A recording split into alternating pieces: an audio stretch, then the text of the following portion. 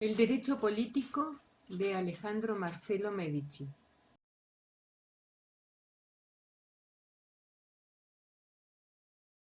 Desarrollo histórico y actualización crítica.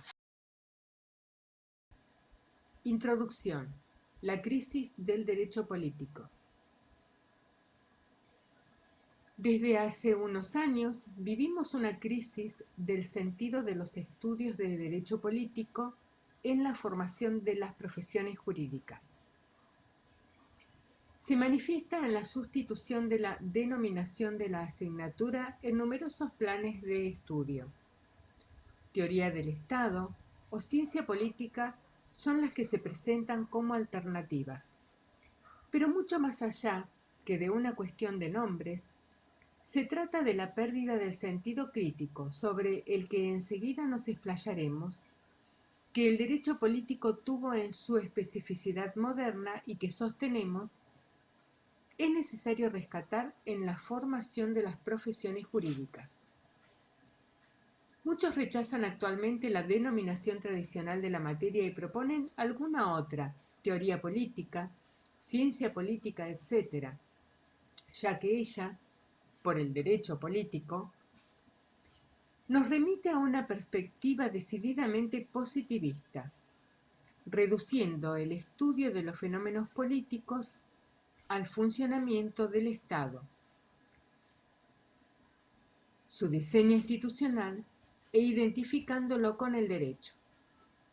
Resulta entonces que, como contenido principal del derecho político, aparece la teoría del Estado. Si se le intenta comprender como teoría del poder, se identifica con la ciencia política, estudiando las relaciones de mando-obediencia, los fenómenos políticos, partidos y grupos de interés, vaciando de contenido el así llamado derecho político. Además, la denominación nos viene de la tradición española por medio de Sánchez Agesta, Oliero, Fraga y Iribarne, todos ellos con influencia de Javier Conde, con su perspectiva franquista del pensamiento de Carl Schmitt.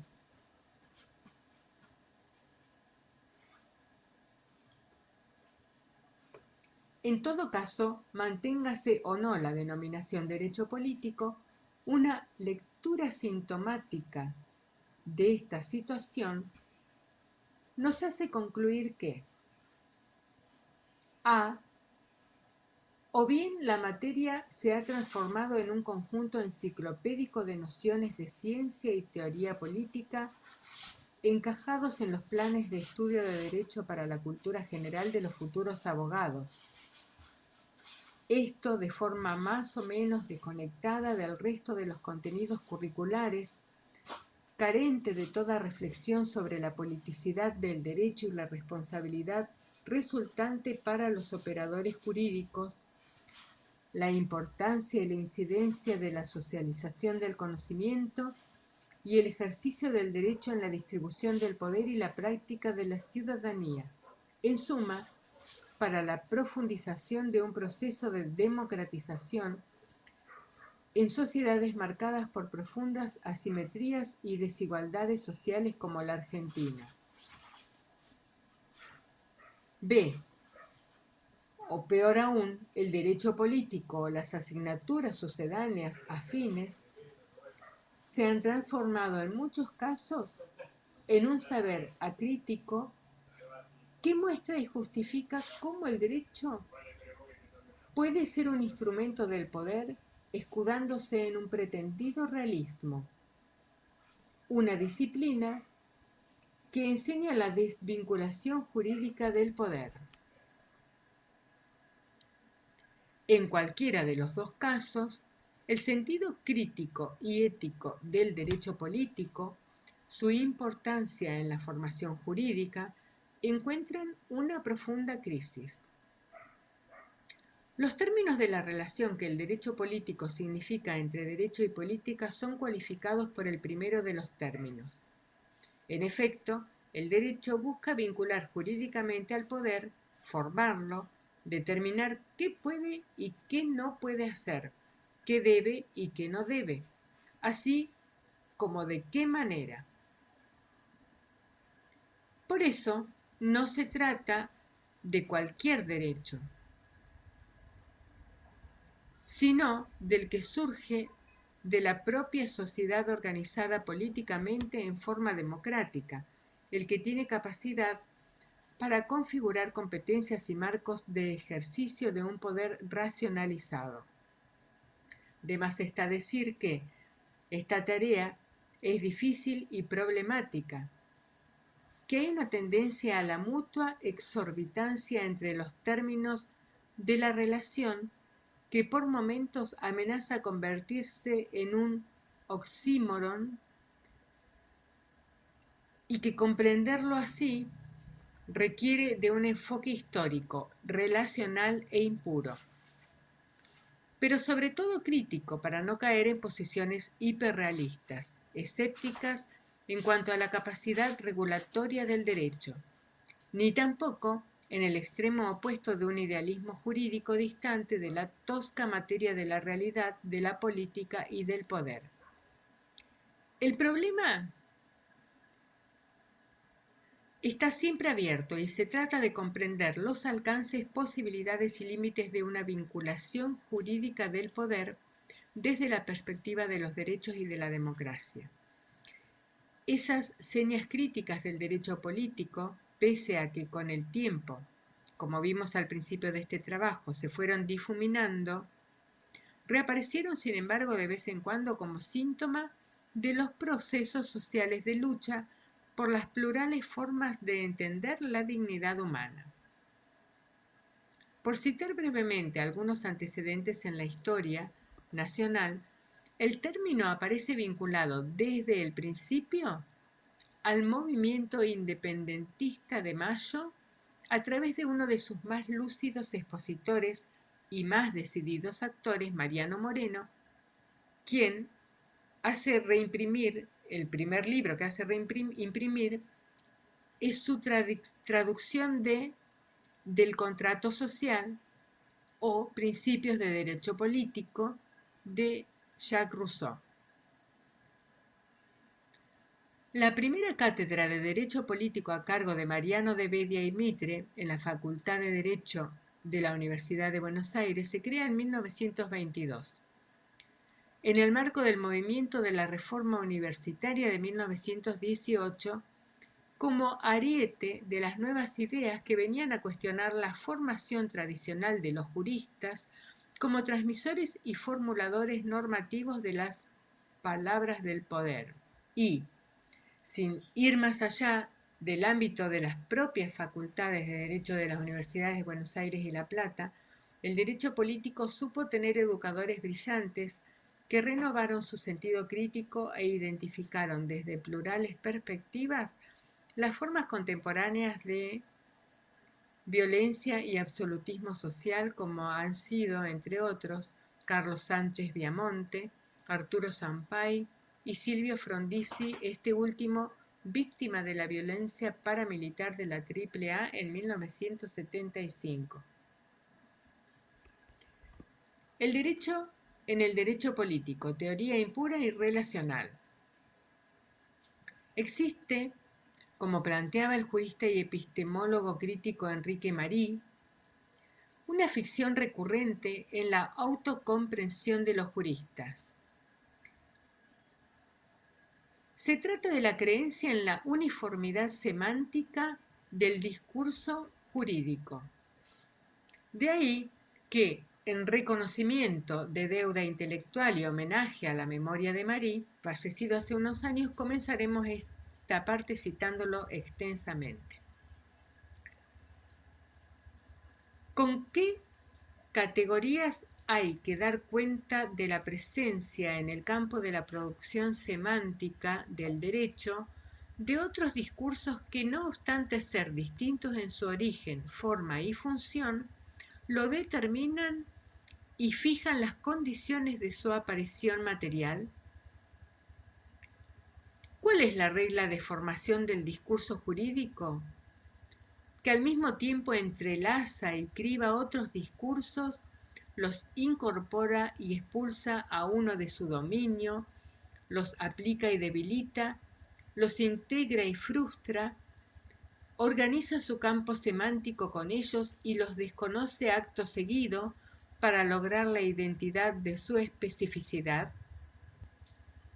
Los interrogantes formulados en el párrafo citado se refieren a la relación de alusión-elusión en el proceso de producción del derecho por parte de legisladores, gobernadores, burócratas y jueces.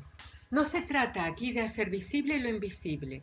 Es evidente que en la fuente de creación del derecho existe una distribución del poder de decir el derecho.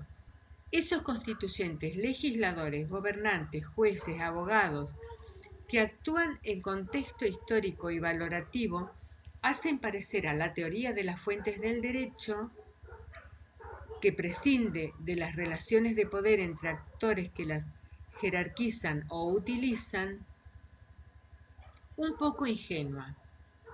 Sin embargo, a la hora de pensar el orden jurídico, se lo caracteriza como sistemático, coherente, cerrado.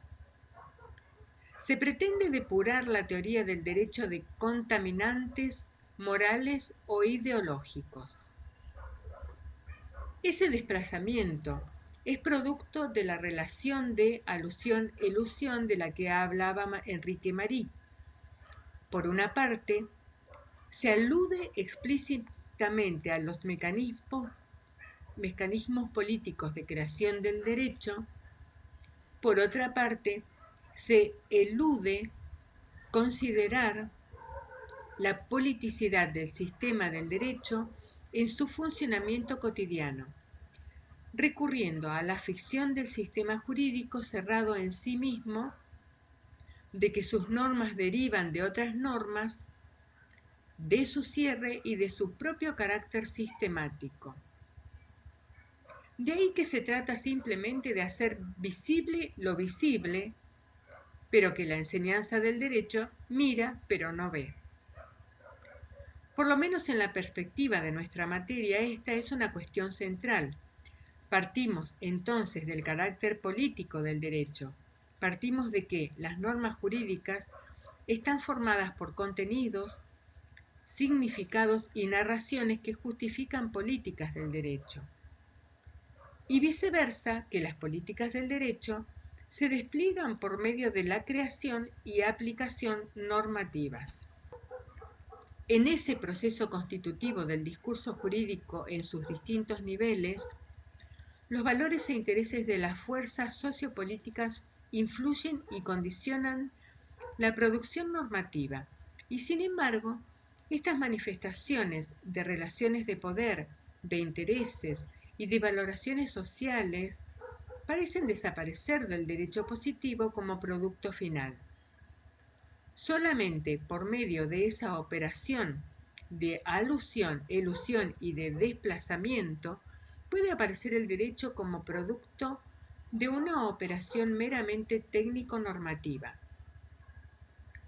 Todo derecho se organiza en relación a un mecanismo o dispositivo de control que está ubicado en un campo extrajurídico, a saber, de instituciones, de acontecimientos políticos y de sucesivas distribuciones de poder que señalan del discurso jurídico, por un lado, su cara legible y por el otro, el orden concreto, ausente, no dicho. La indeterminación del discurso jurídico, es decir, el hecho de que las normas jurídicas puedan ser interpretadas y aplicadas de distintas maneras y desde distintas perspectivas, no es entonces solo producto de la textura abierta y ambigüedad del lenguaje, sino también de una dimensión política del derecho que oscurece u opaca toda pretensión de corrección técnica, claridad, homogeneidad y uniformidad del lenguaje jurídico. Detrás de la creación, interpretación y aplicación del derecho existen siempre unas políticas del derecho que responden a una circunstancia histórica que forma una visión de las fuerzas sociopolíticas, partidos políticos, grupos de presión empresarios o sindicales, movimientos sociales, etc., hacia el derecho, y de los operadores jurídicos, legisladores, jueces, abogados, etc., hacia la sociedad. Ello se debe a que el campo de estudio del derecho político es constitutivamente impuro. Nota de pie de página. Como lo explicaba Joaquín Herrera Flores, la filosofía y la cultura occidentales han apostado desde sus inicios en Grecia por una reflexión sobre lo puro, lo incontaminado, lo único, y por un rechazo de todo lo que se considera impuro, contaminado, mezclado, plural. Sin embargo, lo único que podemos conocer es aquello que tiene rugosidades, disparidades y mezclas. Solo lo impuro es cognoscible, en tanto se haya situado en un espacio, en un contexto tanto material como cultural. Asimismo, solo lo impuro es describible, divisible en partes y considerado plural, es decir, con partes propias y compartidas. Y finalmente, solo lo impuro es narrable, solo lo que va cambiando en el tiempo, sometido al devenir, es objeto de narración. En cambio, a lo puro solo puede llegarse por vía negativa, es decir, despojado el pretendido objeto de conocimiento de todas sus impurezas y negándose sucesivamente los atributos de la existencia para construir un ideal o modelo que resulta ser una violencia a la complejidad de la realidad. Joaquín Herrera Flores en El vuelo de Anteo, Derechos Humanos y Crítica de la Razón Liberal. Continúo con el texto. El objetivo y la perspectiva de abordaje del derecho en el derecho político debe explicitar esa impureza, mostrando la trama entre derecho e intereses, valores y relaciones de poder social. Estas características de simultánea ostentación y negación, alusión y elusión de la relación entre derecho y poder, reafirman la necesidad de rescatar la perspectiva del derecho político en tanto teoría relacional que contextualiza la articulación entre derecho y política en un conjunto social más amplio. El derecho público moderno es el punto donde, de forma constitutiva, es decir, en la creación, interpretación y aplicación jurídica, se articulan, luchan y convergen distintas formas históricas, intereses y valores de fuerzas sociopolíticas, expresadas a veces como ideologías más o menos coherentes. Existe una articulación entre el universo político, entendido como un campo en que las fuerzas políticas se enfrentan, se potencian, se neutralizan y o se imponen unas a otras, y el derecho. Buscan imponer su voluntad a través de formas de influencia como son las amenazas, las contraprestaciones y las argumentaciones. El derecho es una técnica de objetivación de juicios que no puede desconectarse del contexto histórico de intereses y valores que se van generalizando por medio de esa relación antagónica entre las fuerzas sociales. El derecho positiviza en normas jurídicas criterios morales y políticos de una comunidad que van cambiando históricamente y que forman, según Jürgen Habermas, paradigmas jurídicos. El análisis de los paradigmas jurídicos implica problematizar los nexos de sentido que permanecen latentes y que objetivamente establecen una conexión entre el sistema jurídico y su entorno social, y también subjetivamente a través de la imagen que los juristas se hacen de sus contextos sociales. Las fuerzas que se mueven en el universo político generan principalmente a través de la mediación estatal y de forma simultánea poder y derecho. Así, se da la compleja relación que articula los dos términos. El derecho dota de la legalidad al poder político y el poder político dota de efectividad al derecho, al respaldarlo con sus medios de influencia y en especial con la amenaza que anticipa el recurso último de la coacción. El derecho es una representación y realización, integración, construcción del orden social deseable. Pero, por eso mismo, no es reflejo pasivo o inerte, sino que, al mismo tiempo, el derecho construye ese orden y ese imaginario. Las notas distintivas del derecho político moderno.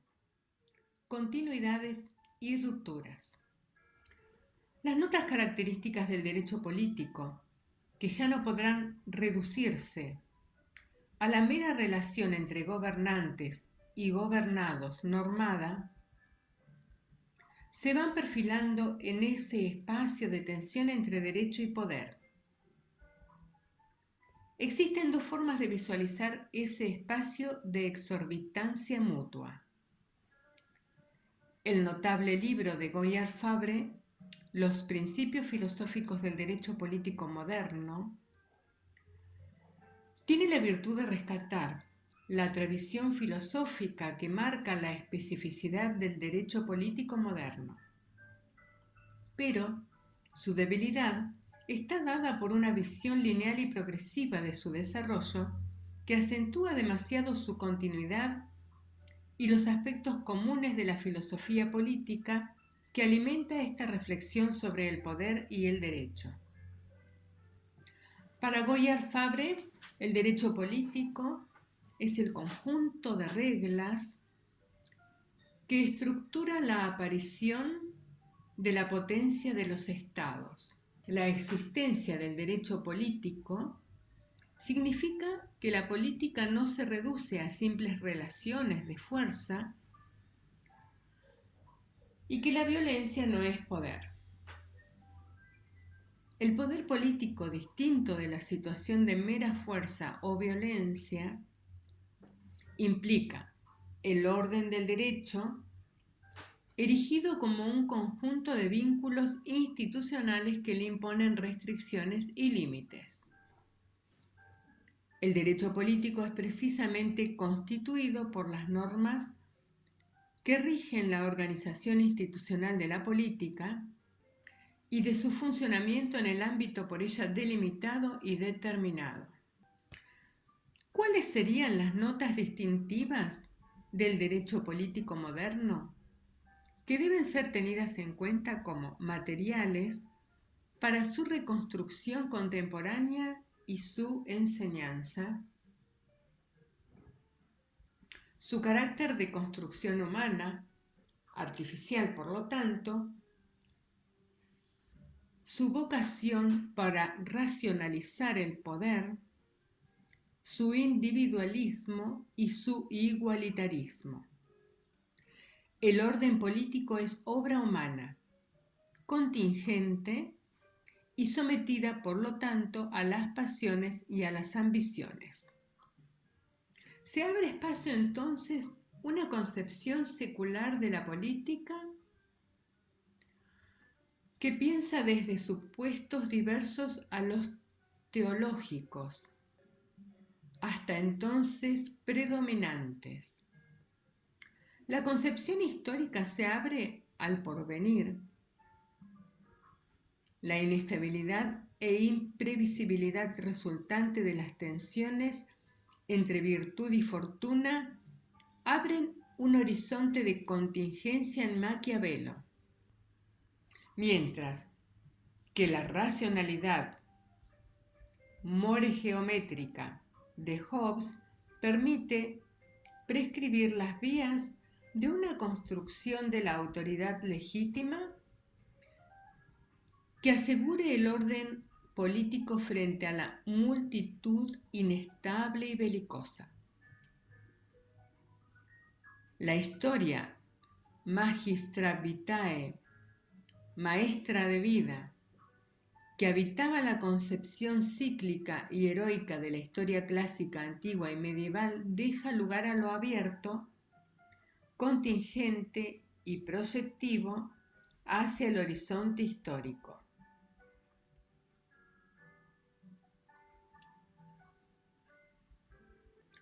Hobbes inicia de lleno toda una tradición que, si por una parte muestra la artificialidad de la construcción jurídico-estatal, por otra, ha sido retratada por autores como Pietro Barcellona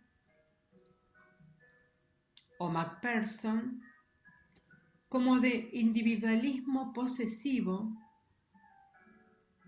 fundado en una secuencia mitológica: estado de naturaleza, individualismo, pacto social, generación del Estado.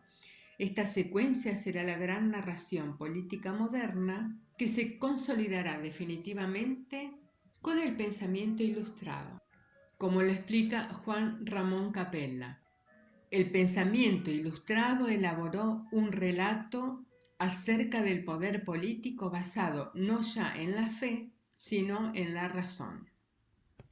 Este relato político moderno se va perfeccionando en el lapso que transcurre entre la filosofía política hobbesiana y la de Kant, concluyendo en el constitucionalismo que se erigirá como la escritura moderna del poder. Pero como dijimos, esta trayectoria demasiado evolutiva y lineal del derecho político que nos plantea Goyard Fabré termina en la Constitución y el constitucionalismo. Se hace difícil entender qué pueda ser la especificidad del derecho político en relación al derecho constitucional. Pareciera que éste nace justamente donde aquel se disipa. Por nuestra parte, creemos que es necesaria una visión que parta de las rupturas y discontinuidades en el derecho político y de la perseverancia de una relación de tensión entre derecho y poder que va tomando distintas formas históricas hasta nuestra propia contemporaneidad. Para recuperar el derecho político de su crisis es necesario replantearlo como un pensamiento crítico de las exorbitancias mutuas entre el derecho y el poder social absoluto en sus distintas expresiones.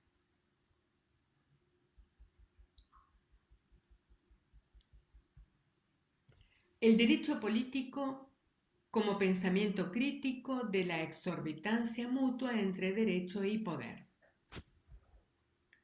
Hay que hacerse cargo de la invención y de las reinvenciones, de los límites y de las posibilidades del derecho político moderno en distintos contextos históricos, para poder reconstruir su concepto e importancia contemporánea en los estudios jurídicos. En la perspectiva crítica y en el sentido ya explicado de la crítica, hay que matizar entonces la relación demasiado lineal y optimista que establece Goyer Fabre en el derecho político moderno. En primer lugar, la relación entre derecho y poder es explicada como si una tendencia a la organización normativa vía derecho público positivo fuera consustancial al poder político moderno desde la formación del Estado absolutista. Esta opinión debe ser matizada. En realidad, el derecho político debe hacerse cargo, en perspectiva histórica, de las tensiones que la relación entre derecho público y poder político experimentó y experimenta de forma permanente. El derecho político es un pensamiento de las exorbitancias mutuas entre poder y derecho que solamente son armonizadas en el plano de la teoría política y de los modelos políticos abstractos, y que por lo tanto deben entenderse como narraciones en las cuales esa tensión histórica real aparece opacada o bien negada. Pensar los límites y condiciones de posibilidad del derecho como regulador del poder significa hacerse cargo de esa tensión histórica. Frente al análisis centrado en la categoría Estado, tomada poco menos que como un universal por la teoría jurídica y política tradicional, Foucault propone un análisis descentrado, histórico y contextual del mismo. Algo así como el Estado solamente pudo afirmarse y sobrevivir en un marco de desarrollo de una racionalidad y unas tecnologías de gobierno que tuvieron sus notas distintivas en la aparición de la población como objeto de las estrategias de gobierno, sus saberes correspondientes y sus dispositivos de seguridad pertinentes.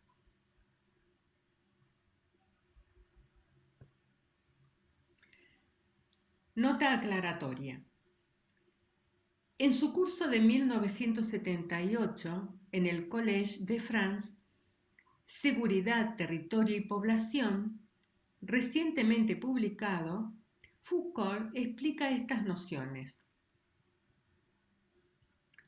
Por gubernamentalidad va a entender, en primer lugar, un conjunto de instituciones, procedimientos, análisis y reflexiones, cálculos y tácticas que permiten ejercer una forma de poder específica, pero al mismo tiempo compleja, sobre la población, cuya forma de saber mayor es la economía política y su instrumento técnico esencial, los dispositivos de seguridad.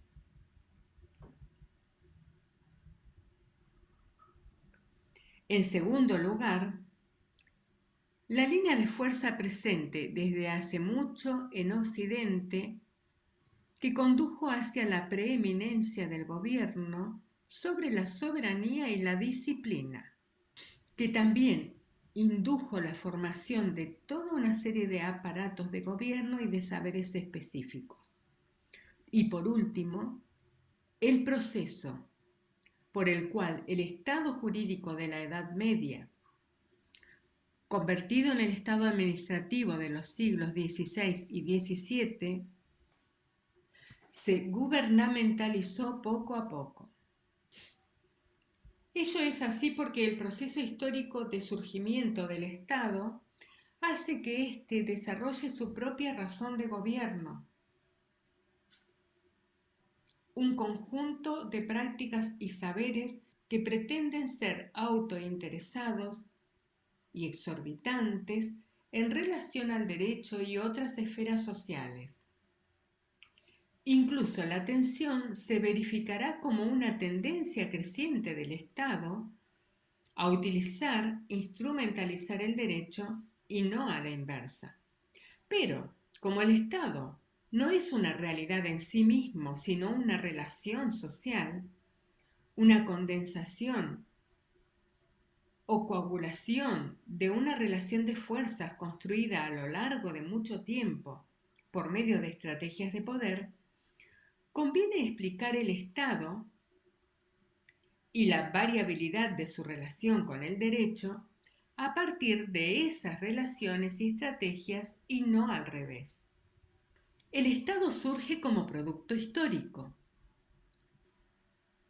Es un concepto, un nombre, una convención y no una realidad universal. En cuanto tal, es útil para designar esas relaciones sociales complejas que son sus condiciones de posibilidad. El Estado ha pretendido desde el principio crear y aplicar monopólicamente el derecho, utilizar el derecho estatal como regulador interno de sí mismo y de la sociedad en un contexto conflictivo y difícil para lograr ese fin. Las tensiones internas se han dado desde la formación del Estado moderno en los siglos XV-XVI, entre el programa normativo del derecho basado en la moral del justnaturalismo, sea teológico o racionalista, y la propia voluntad de autoafirmación y engrandecimiento de los estados, o sea, la razón de Estado, donde y cada vez que la supervivencia y engrandecimiento de los estados pasó a ser un fin en sí mismo, el derecho resultó más un instrumento del poder que un regulador del mismo. La relación de la razón de Estado con el derecho es instrumental. Con ella surgen los conceptos que operan como límite o exorbitancia del derecho público de estado de necesidad y golpe de Estado. Como explica Foucault, citando el libro clásico de Gabriel Naudet, Consideraciones acerca de la historia de los golpes de Estado, dicha figura no supone una simple alternancia violenta en el poder que es tomado por un grupo o facción a expensas de otros. Se trata de una cesación y suspensión del derecho del Estado, de un exceso en relación al derecho común, excessus iuris communis, en nombre de la necesidad de la salvación y continuidad del Estado. De forma tal que, en esas circunstancias, el golpe de Estado, lejos de ser ajeno a la ratio status, es una afirmación de la misma. En tanto, más allá de quien gobierna, se afirma la existencia y continuidad del Estado. Eso es así porque, como dice Naudet, la razón de Estado obedece a la justicia artificial, particular, política, relacionada con la necesidad del Estado y no a la justicia natural, universal, noble y filosófica. Cuando la necesidad lo exige, la razón de Estado se convierte en golpe de Estado y es violenta, injusta y letal. No hay antinomia entre violencia y razón de Estado. Hay que distinguir entre la brutalidad que es privada y la violencia que es privilegio estatal. La violencia surge de la obligación de la razón de Estado, en caso de necesidad, de engañar, separar, amputar una parte de la sociedad. Es decir, que, a diferencia del derecho natural antiguo y medieval, que ubicaba la cuestión de la política y de los hombres en un marco de armonía cósmica, dada por la teología en la que administración terrenal y poder espiritual buscaban la salvación ultraterrena, con el advenimiento de la razón de Estado, éste se centra en sí mismo y su relación con el derecho pasa a ser inmanente e instrumental. El derecho será usado según los fines y necesidades de la preservación del poder del Estado. Será un medio de organización modulable y prescindible en caso de necesidad. Con el surgimiento del justnaturalismo racional a partir del siglo XVIII, el derecho político moderno pasará a ser un principio de limitación de la razón de Estado que viene de fuera de la práctica de gobierno. La teoría del contrato o pacto social cumplirá esta función. A partir de entonces, razón de Estado y derecho político serán mutuamente exorbitantes.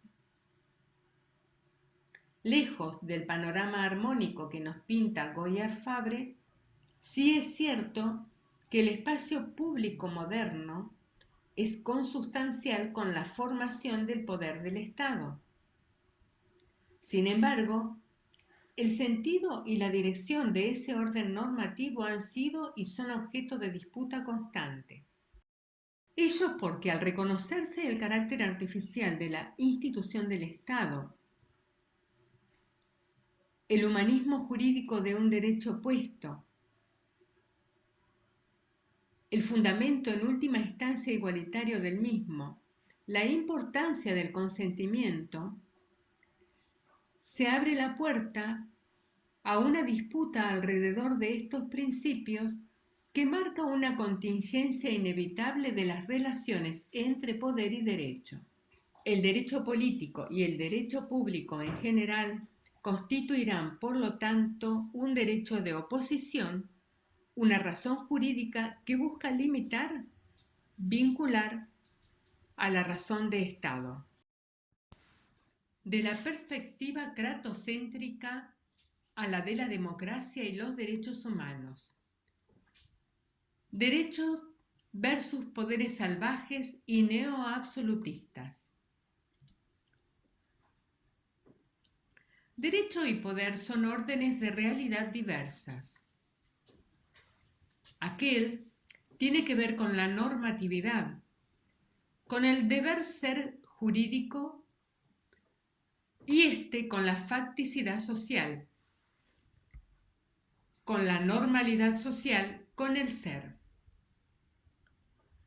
Estas dos dimensiones son diversas, ya que si despojamos a las relaciones de poder de toda idealidad, queda su dimensión susceptible de ser aprendida por juicios de hecho, su productividad, es decir, su nota distintiva y definitoria, que es la de producir estados de cosas, su eficacia para producir realidad. Un poder que no tiene capacidad de producir realidad no es tal. Por el contrario, el derecho tiene una pretensión normativa sobre la realidad, pero que parte del deber ser y necesita, para tener eficacia, orientar las conductas. La legalidad del poder consiste en su racionalización por la fuerza normativa del derecho positivo y, como muestra Goyard Fabre, la novedad y especificidad moderna del derecho político es su pretensión de vincular, regular y racionalizar el ejercicio del poder político. Es exorbitante respecto a la facticidad del poder social porque plantea un modelo normativo de funcionamiento de este que no siempre tiene total eficacia, sino más bien una eficacia parcial. El deber ser del derecho en ese sentido es también exorbitante desde su grado parcial de eficacia para imponer su fuerza normativa. Sin embargo, más allá del estructuralismo de Foucault, el motor histórico social que produce esa tendencia del derecho a normar el poder debe ser aclarada en términos históricos y políticos. Se trata de fuerzas sociales que buscan asegurar sus necesidades, aspiraciones e intereses valorados por medio de su juridificación y así tensionan la forma instituida y legitimada de relación entre derecho y poder, abren su campo de tensión, hacen explícita su mutua exorbitancia. De hecho, en el origen de ramas enteras del derecho público moderno, como el derecho constitucional, penal y posteriormente el derecho social, encontramos corrientes de opinión y movimientos políticos e intelectuales que tienen un fundamento crítico. La Ilustración para los dos primeros y el socialismo para el tercero.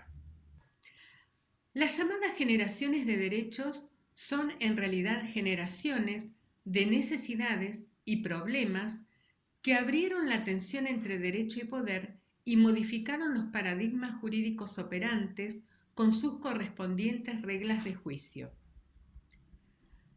De modo que la indagación crítica del derecho político debe partir de estas tensiones y de las rupturas históricas de la relación entre derecho y poder. Entonces, es posible reconstruir históricamente una línea de pensamiento crítico inherente al derecho político, no exenta de ambigüedades, discontinuidades, etc., pero que nos sirve como fundamento de la recuperación que queremos hacer del sentido de su inclusión en la educación jurídica. Se trata de una relectura de la vía de exorbitancia del derecho con respecto al poder que Foucault denominó como externa o del derecho voluntad. Nos referimos al sentido crítico que marca las características del derecho político en la obra de pensadores como Spinoza, Rousseau, Montesquieu, el pensamiento jurídico y político de la Ilustración y el constitucionalismo en general, que en los inicios de la modernidad postularon respectivamente una articulación diferente entre política, léase poder estatal, y derecho. Estas nuevas formas de articulación entre derecho y poder socavaron las bases del Estado absolutista y prepararon el advenimiento de un ciclo de transformaciones sociales al cabo del cual Estado y derecho no pueden legitimarse más que a través de la invocación de la democracia y de los derechos humanos como fundamentos de esta pretensión. Fueron marca de nacimiento del derecho político moderno. El derecho como vínculo, límite, regulación y sujeción del poder social absolutista o salvaje, y el derecho como producto democrático de la soberanía popular, y han puesto el marco para que la ciudadanía y los derechos tengan una enunciación expansiva y representativa de nuevas necesidades sociales y de nuevos sujetos políticos en la historia moderna. Las mujeres, los trabajadores, los pueblos que se liberan del colonialismo.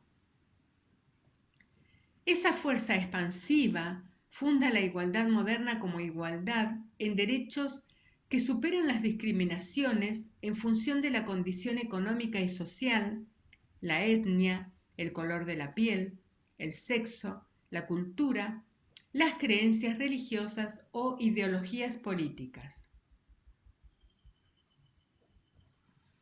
El derecho político moderno surge en sociedades menos complejas que las actuales, que iniciaban su tránsito o hacía poco tiempo que habían ingresado a la modernidad.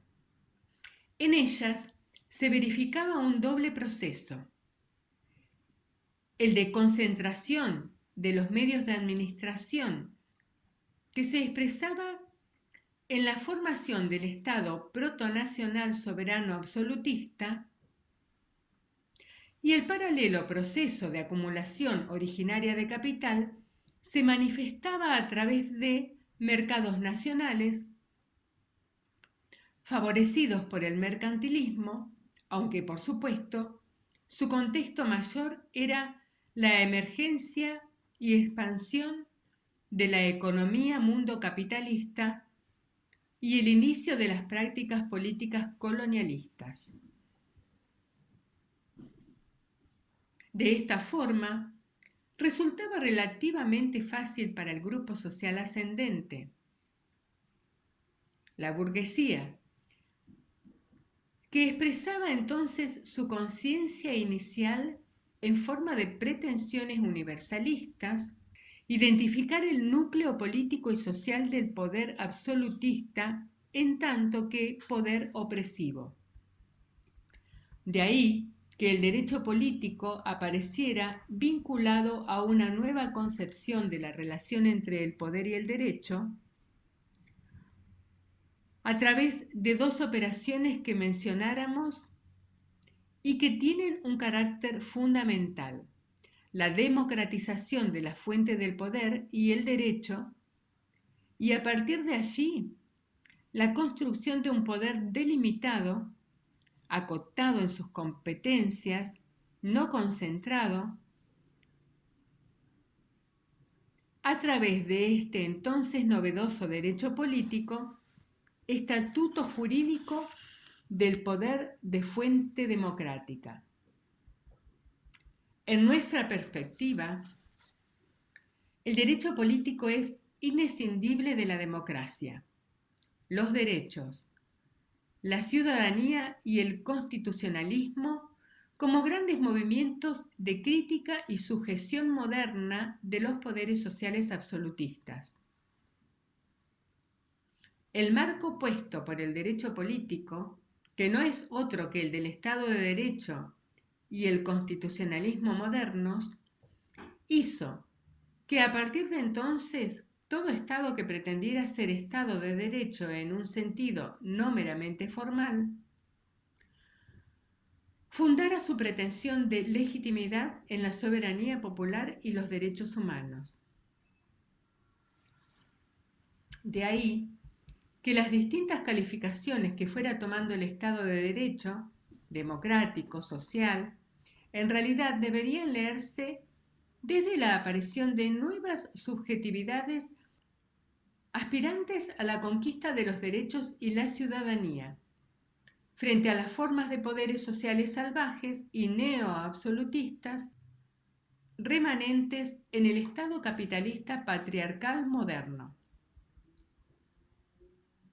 Por ende, recuperar el sentido crítico del derecho político requiere un cambio en la perspectiva. En vez de ver la política y el derecho desde el poder, hay que verlas desde las subjetividades que luchan por su peculiar forma de entender la dignidad humana. Desde que, en los inicios de la modernidad, los pensadores que expresaban las mejores pretensiones del universalismo de la burguesía delimitaran el mito o la metáfora del pacto o contrato social, se ha producido una constante dialéctica entre el imaginario simétrico y horizontal del pacto y las reivindicaciones de derechos de las subjetividades sociales excluidas: los trabajadores, las mujeres, los pueblos colonizados, las etnias y culturas consideradas inferiores. Para decirlo con las palabras de Silvio Frondizi, el capitalismo destruye, para poder mantener su privilegio económico, todos los valores políticos y espirituales que había coadyuvado a desarrollar en la etapa en que dichos valores no constituían un obstáculo a su acción. Frondizi Silvio en El Estado Moderno, ensayo de crítica constructiva. Los elementos del relato político moderno, individuo, estado de naturaleza, pueblo, pacto, soberanía, etc., sirvieron tanto para legitimar los órdenes políticos como para mostrar su insuficiencia, precariedad y contenido ideológico. El individualismo inaugurado por Hobbes y heredado por buena parte de la tradición jurídico-política moderna, define al sujeto al margen de la sociabilidad. Se trata de individuos sin definición de su corporalidad, sexualidad, cultura, situación económica y social. Pero, tras esa enunciación abstracta y generalista, se esconde el burgués blanco, europeo, propietario, varón.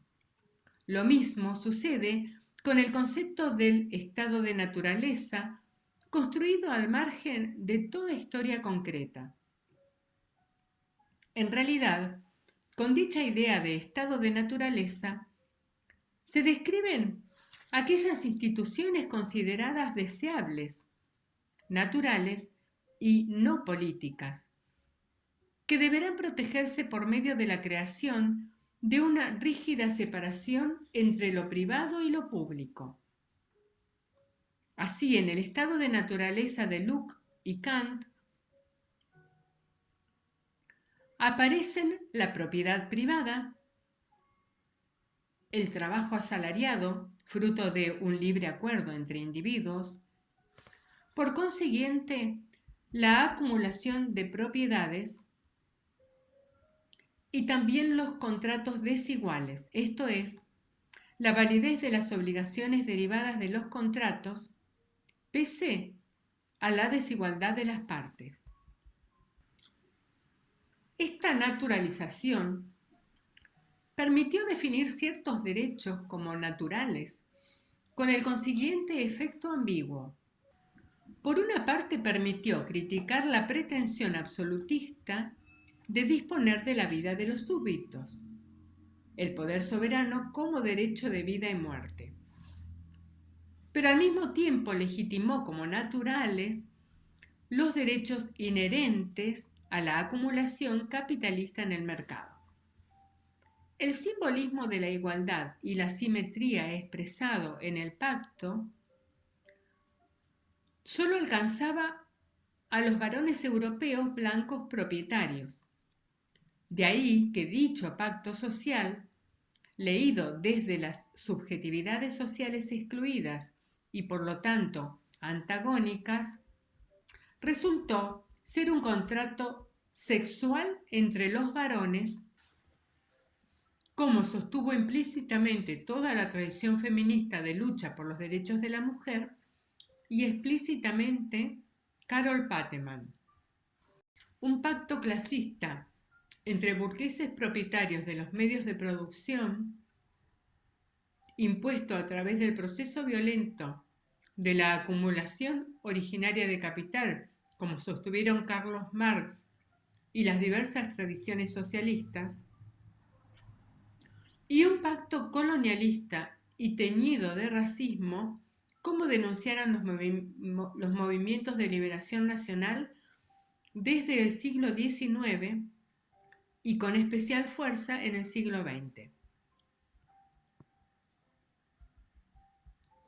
En suma, un pacto que para mantenerse debía recurrir, aún bajo el imperio de la igualdad formal ante la ley y de la sociedad capitalista de mercado, a diversas formas de violencia, opresión y neoabsolutismo. El confinamiento de las mujeres al ámbito doméstico y su exclusión de la ciudadanía política, el recorte de los derechos de ciudadanía reservados exclusivamente a los propietarios, la explotación de la clase trabajadora y el mantenimiento de una infraclase de excluidos como ejército industrial de reserva, el colonialismo imperialista contra los pueblos de la periferia del sistema capitalista y hasta bien avanzados los siglos XIX y XX, diversas formas de esclavismo, xenofobia y apartheid. Sin embargo, ese imaginario fundante de la igualdad, de un derecho reapropiado socialmente, al tener su fuente en la soberanía popular y que por lo tanto constituye un conjunto de límites y vínculos a los poderes sociales neoabsolutistas, constituyó un nuevo marco cultural expansivo para la enunciación de derechos y ciudadanía de las subjetividades excluidas. Trabajadores, mujeres, pueblos colonizados, etnias y culturas discriminadas encontraron en el discurso de la democracia y los derechos un lugar común, topoi koinoi, desde donde enunciar sus luchas por la dignidad y por las necesidades que los poderes sociales neoabsolutistas les negaban. Desde la perspectiva de las subjetividades concretas y sus derechos como seres humanos y como ciudadanía, la historia del derecho político no puede ser más que la de las luchas sociales por remover los obstáculos de hecho económicos, sociales y culturales que llamamos en este contexto más explícitamente poderes sociales salvajes, neoabsolutistas portadores de violencia social, para concretar las libertades e igualdades proclamadas desde los orígenes de los procesos modernos de democratización. El desarrollo del derecho político aparece vinculado no solamente a las necesidades de organización normativa del espacio público, sino también a las necesidades radicales de las personas y de sus agrupaciones sociales, aquellas que no pueden satisfacerse en contextos de opresión y violencia social y que se enuncian de forma expansiva en el lenguaje de los derechos, la ciudadanía y la democracia. Nota aclaratoria. El concepto de necesidades radicales ha sido desarrollado por la filósofa húngara Agnes Heller en sus obras Teoría de las necesidades en Marx y una revisión de la teoría de las necesidades, y aplicadas a los derechos humanos por Herrera Flores. Continúo. De ahí que una mayor atención desde el derecho político al desarrollo de las tendencias comprensivas de las plurales subjetividades políticas que reenuncian los derechos, la ciudadanía y la dignidad, pasa también por su historización y contextualización. Ellos, antes que un conjunto de fijaciones institucionales o normativas que ya están dadas, sea en el derecho natural o en el derecho positivo, son, como vimos, el producto del conjunto de procesos normativos, institucionales y sociales que abren y consolidan espacios de lucha por la dignidad humana. Entender la ciudadanía y los derechos como algo previo a la acción social y política supone partir de una posición con consecuencias conservadoras. Se disocian la ciudadanía y los derechos de los procesos históricos que los generan, recluyéndolos en una esfera abstracta y formal. Su declaración jurídica, sin la correspondiente garantía de su eficacia, resulta en un simbolismo legitimador del poder. Los procesos de lucha que impusieron su reconocimiento institucional fueron rápidamente olvidados. Para reconstruir el sentido crítico del derecho político necesitamos, por el contrario, una visión histórica y procesal de la acción política ciudadana que abre y consolida espacios de dignidad humana, siempre en tensión con las tendencias que petrifican las relaciones sociales, que permita comprender y practicar lo político estratégico de un modo compatible con una política democrática de textura abierta, donde ciudadanía y derechos son activados desde múltiples subjetividades y enunciaciones. Un derecho de fuente democrática y que vincula y sujeta a los poderes sociales es un derecho que surge de la política como actividad común y digna, creadora de mundanidad y de mundos, un verdadero derecho político. Reconstruir este sentido crítico resulta una tarea urgente, ya que, con la crisis de los modelos estatales de compromiso social, es decir, el estado de bienestar en el centro del sistema mundial, o las diversas variantes de estados desarrollistas en la periferia de dicho sistema, y el paralelo proceso de globalización socioeconómica, los procesos de democratización de las fuentes del derecho y la vinculación jurídica de los poderes sociales han entrado también en una crisis que amenaza con revertir muchos de los avances logrados en el último siglo. Más aún en el panorama latinoamericano, toda vez que la ampliación de las desigualdades y fragmentaciones sociales favorece la reproducción de las distintas formas de la violencia social y de los poderes públicos y privados jurídicamente no vinculados. De ahí la capital importancia de enseñar el derecho político de forma tal que sea una introducción a todas las ramas y asignaturas jurídicas que suponen la tendencia a la regulación social de aquellos poderes sociales salvajes con un sentido garantista de los derechos y de la ciudadanía. El derecho constitucional, penal, de los derechos humanos, internacional, administrativo, laboral, de los consumidores y usuarios de servicios públicos, ambiental, etc. Nota aclaratoria. Cuando hablamos de regulación social, lo hacemos, cabe consignar, en el sentido explicado por Boaventura de Sousa Santos. Es decir, en primer lugar no se trata de contraponer, como hace el discurso neoliberal, la regulación estatista a la desregulación mercantil. Resulta claro, luego de la experiencia de los años de hegemonía neoliberal, que donde hay un vacío de regulación pública democrática, proliferan la concentración de poderes no vinculados, salvo a la acumulación de más poder y o más ganancia. La disyuntiva real se da entonces entre regulación pública o regulación por poderes privados no democráticos. En segundo lugar, se trata de entender que no toda forma de regulación pública se hace con sentido emancipatorio,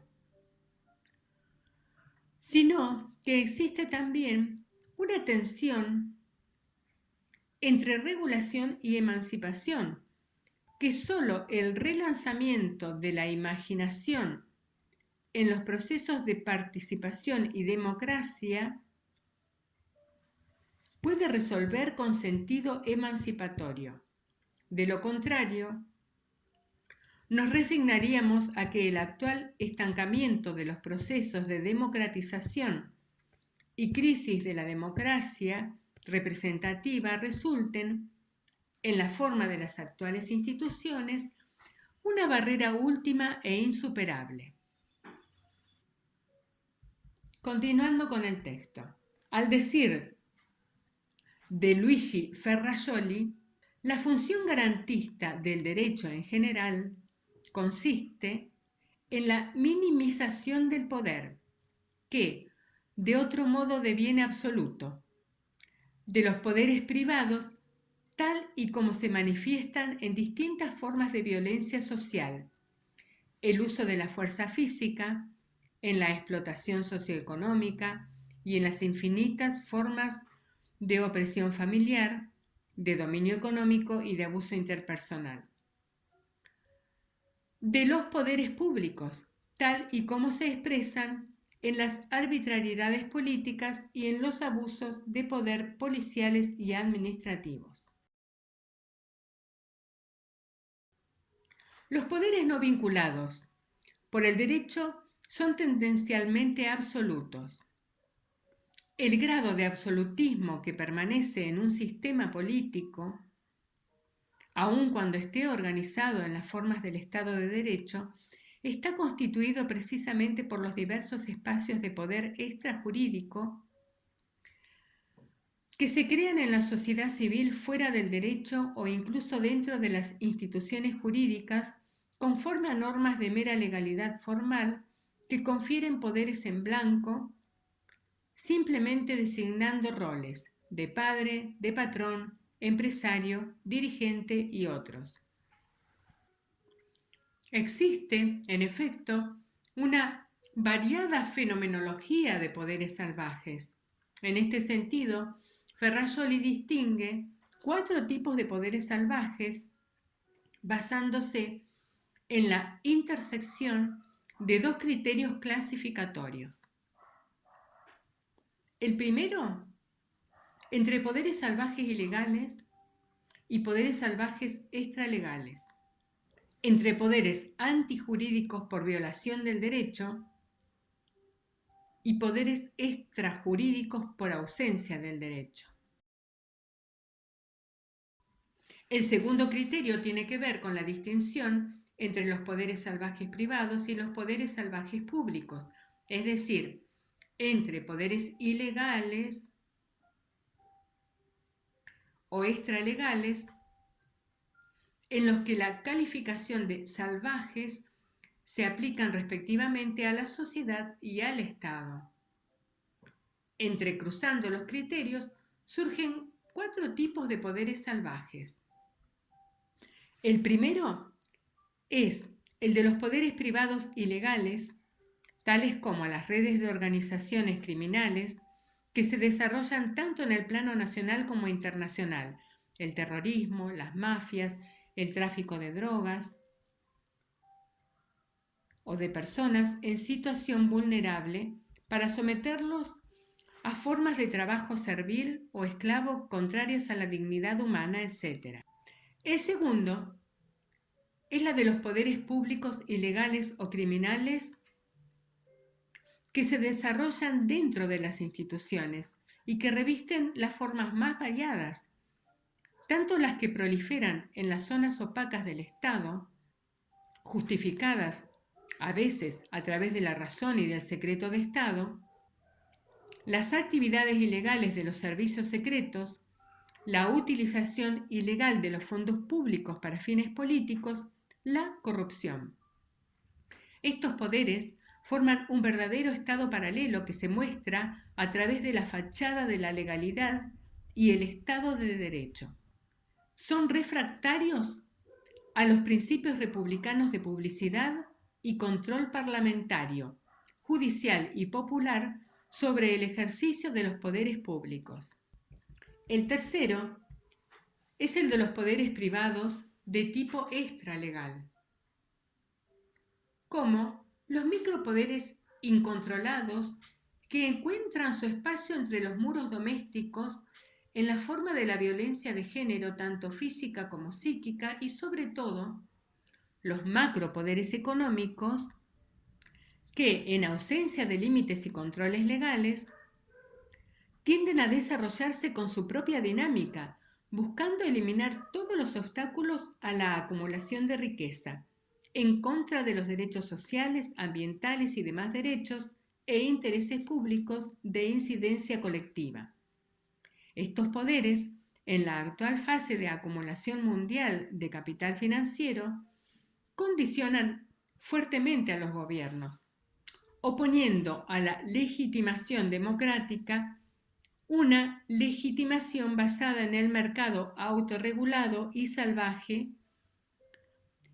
el que es asumido por la actual ideología liberista como la nueva grand norm de los sistemas políticos, planteando en todas partes una re-regulación en términos privatistas y autoritarios de la economía que es ideológicamente justificada por medio de la naturalización del libre mercado.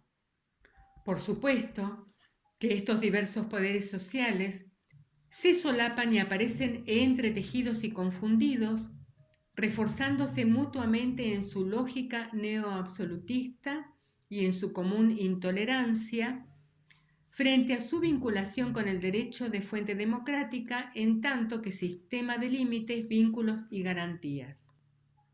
El proceso de democratización de las fuentes del derecho y de la vinculación de los poderes sociales, que está en el origen del derecho político, no puede ni debe estancarse o retroceder. De lo contrario, se generalizan formas diversas de violencia social.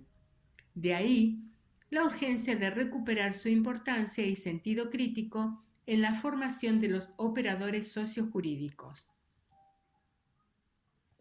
Es una tarea que requiere una visión compleja, impura y relacional del derecho y sus diversos contextos sociopolíticos, pero, sobre todo, requiere el relanzamiento de la imaginación democrática que debe acompañar a los procesos de lucha por la apertura de espacios de dignidad humana. De lo contrario, ciudadanía e instituciones del Estado de Derecho se cristalizan en formas que ya no dan respuesta frente a los nuevos desafíos que los poderes salvajes, micro y macrosociales, públicos y privados, ilegales y extralegales, plantean a la regulación jurídica de fuente democrática. Redefinición del derecho político. De todo lo dicho, creemos que surge también la necesidad de recuperar el sentido del derecho político en tanto que materia integrante de los planes de estudio de derecho. Si bien ella se nutre de disciplinas afines como la filosofía política y jurídica, la ciencia política, la teoría del Estado y la sociología política, está, o debería estar, cualificada por su función de ser una introducción a la teoría de la regulación social de los poderes sociales desde la perspectiva de la ciudadanía y de los derechos, es decir, con sentido emancipatorio. En esta reconstrucción del derecho político desde su potencialidad crítica y su especificidad moderna, es necesario adoptar la perspectiva de la ciudadanía y de las subjetividades de derechos entendidas como el conjunto de procesos normativos, institucionales y sociales que abren y consolidan espacios de lucha por la dignidad humana. Nota aclaratoria. Tal el concepto de derechos humanos que hacemos extensible a la idea de ciudadanía presentado por Joaquín Herrera Flores. Continuando con el texto. En el mundo que habitamos, profundamente desigual, la función crítica del derecho político y los interrogantes que le dieron origen que podríamos reconstruir o reformular así. ¿Cómo se puede sujetar y regular jurídicamente a la violencia social y a los poderes sociales salvajes? ¿Cómo se puede democratizar la creación del derecho? ¿Qué formas de política son coherentes con esos fines? Siguen siendo pertinentes y urgentes. e importantísimos para la formación de los futuros operadores jurídicos y sociales. Las fuentes del derecho político fueron los males de su tiempo: el absolutismo del poder, la desigualdad y las distintas formas relacionadas del privilegio y la servidumbre. Hoy es necesario volver a plantearnos las viejas preguntas para mantener viva la carga crítica del derecho político. Para ello, nuestra materia debería plantearse los siguientes desafíos. A. Identificar las formas contemporáneas de opresión, violencia social y los poderes sociales salvajes, que bien podemos llamar, con Luigi Ferrajoli, neoabsolutistas. B. Retomar la imaginación instituyente para relanzar nuevas formas de democratización de las fuentes del derecho, esto es, de apropiación social de la función normativa y de vinculación de esos poderes sociales públicos y privados salvajes. Y C. Beber de nuevas fuentes y saberes teóricos y prácticos que den contenido a nuevas formas de articulación del derecho, la política y el poder con sentido emancipatorio. En síntesis, el derecho político es más que la relación de gobernantes y gobernados juridificada. Excede la mera suma de los términos derecho y política. Lo relacional supone un sentido que se comprende a partir de una tensión. El carácter crítico del derecho político, la crisis que devela, es aquella de la tensión contemporánea entre derecho y poderes sociales. El derecho político es una indagación normativa desde la perspectiva de la democracia y de los derechos humanos, es decir, ex parte populi, sobre las condiciones de posibilidad, los alcances y los límites del derecho para vincular, limitar, sujetar los poderes sociales públicos y privados salvajes o neoabsolutistas.